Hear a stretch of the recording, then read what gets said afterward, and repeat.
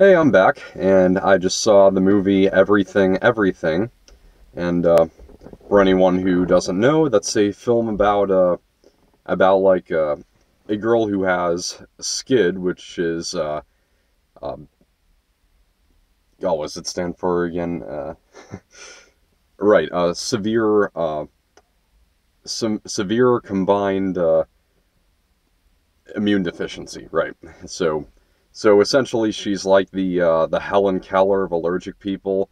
She like can't go outside at all, or else she might die. And but but she meets a guy played by Nick Robinson, rocking the long hair. It's the kid from Jurassic World.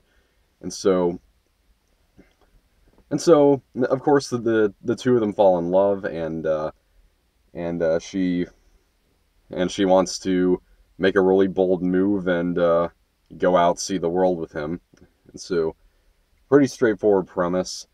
And as you might expect, it does have like a typical kind of romantic tropes, like well, love is everything, everything.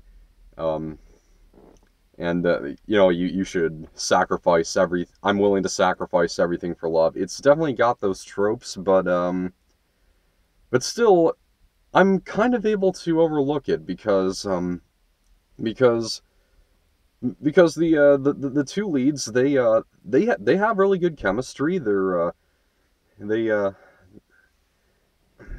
they have very good scenes together. Like even in scenes when they're not talking, because there are actually quite a few scenes where the two of them aren't actually talking to each other. They're just texting or just communicating by expression from either sides of glass. and and sometimes what it'll do is, this is kind of inventive, it will like go into her head, and she's imagining like their texting conversation as if it were like in person, and it's in like her imagination. So she has like in her head, there's like this astronaut that just sort of does things. What she says in the movie, she kind of feels like an astronaut because he's like isolated in space. And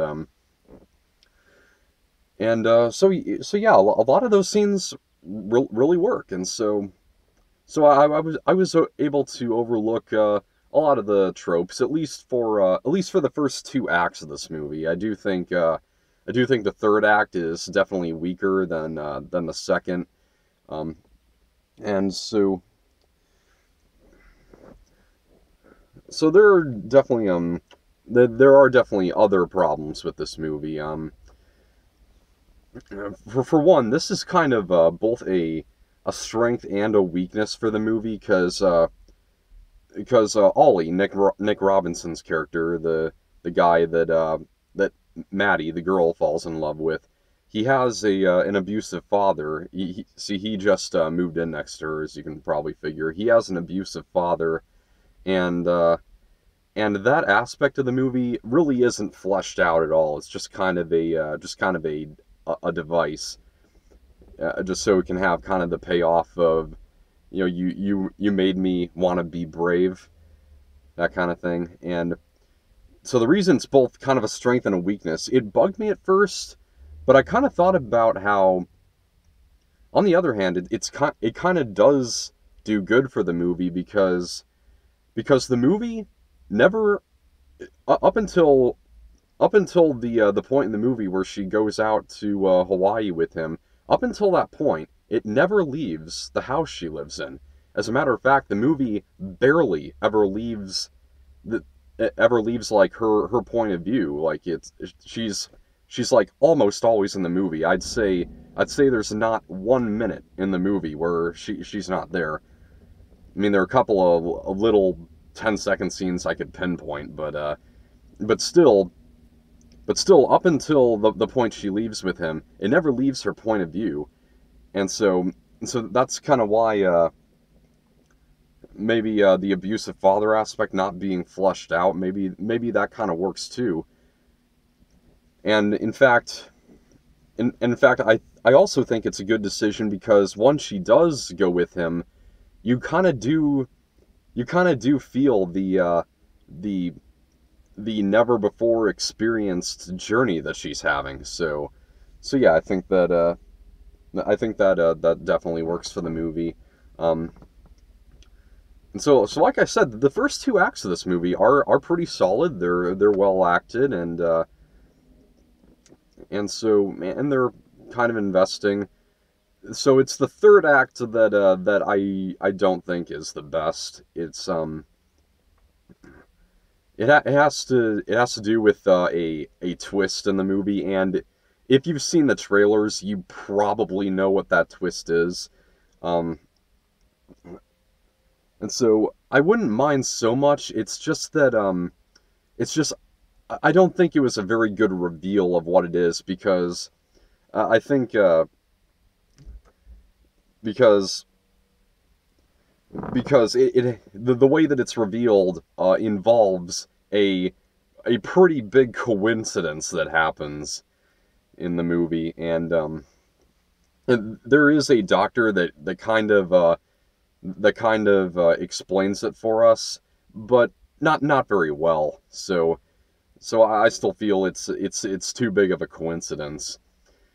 The thing is though, um, this movie apparently is getting criticism for inaccurate depiction of Skid, and the thing is, the ironic thing is that because of the twist of this movie, that whole criticism is pretty much dismantled. So, and anyway, it can't be worse depiction than Disabilities in Me Before You. This movie, I think, had the same producers as Me Before You, maybe the same writers. Um, as the trailer said, this movie's definitely better than Me Before You. At least, at least, at least, like the theme wasn't like death is better than uh, you're better off dead than having a disability as long as you have someone who loves you to watch you do it. Like, ugh. The more I think about it, the more I kind of hate Me Before You. Yeah, so can't be really worse depiction than the depiction of disabilities in that, where there's a really good-looking guy who has been handicapped for 2 years, and yet he looks like he could still rock a health magazine cover. So, um, so still this movie's fairly enjoyable. It's a decent enough date movie, and I mean it's definitely it's got other problems too. Like for one thing, when they've booked their flight to Hawaii, when Maddie and Ollie go out to Hawaii, um, Ollie tries doing a couple of things to like at least kind of slightly decrease the chances of her getting sick while she's out, such as keeping her from rolling down the window once they leave for the airport. And so naturally, when they arrive in Hawaii, what kind of vehicle do they rent? An open Jeep. Yeah, ideal. And yeah, but still, it's it's so like I said, it's got a really good first and second act. The third act is definitely not my favorite, but I'd say it's definitely decent enough. So I mean, if you really want to see it, there's definitely no harm. And if anything else, it is kind of nice to see a movie that a romantic movie that has an interracial couple without drawing attention to itself. I'm sure there are definitely others like that out there, but none that I can really think of off the top of my head. And so everything may not be everything you want a movie to be, but I'd say it's good enough for a B minus. Okay. So I got one new trailer. This is one I saw a few times. I actually just told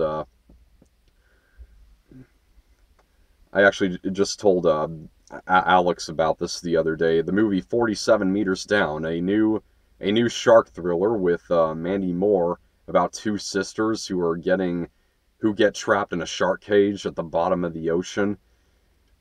Yeah, I guess shark movies are going to be kind of an annual thing now. I mean, last year we got The Shallows, and next year we're getting that Megalodon movie with Jason Statham. The thing that I find really annoying about the trailer for 47 Meters Down, there are several times, I actually counted this time I watched it, there are 6 occasions in the trailer for 47 Meters Down where a shark comes just within a few inches of one of the characters, and it cuts away before it can nab them.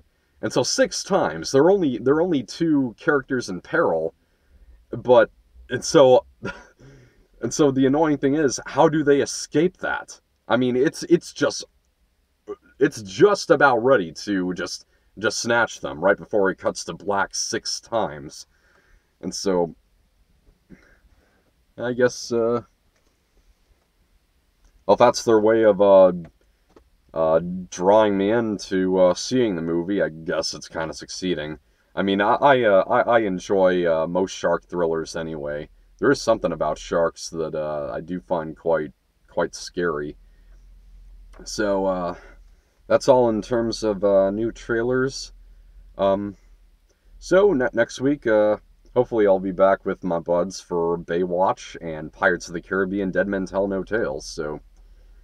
So as for everything, it's definitely a fine movie. Actually, another thing I got to mention about everything. Um, John pointed out a few times that the movie looks kind of like Space Between Us. A couple of similarities, but I would actually say that it has more in common with Tangled. I, I could I could definitely see Couch Tomato doing 24 Reasons Why Tangled and everything are the same movie. Anyway, then, so that's all I got to say. Peace out.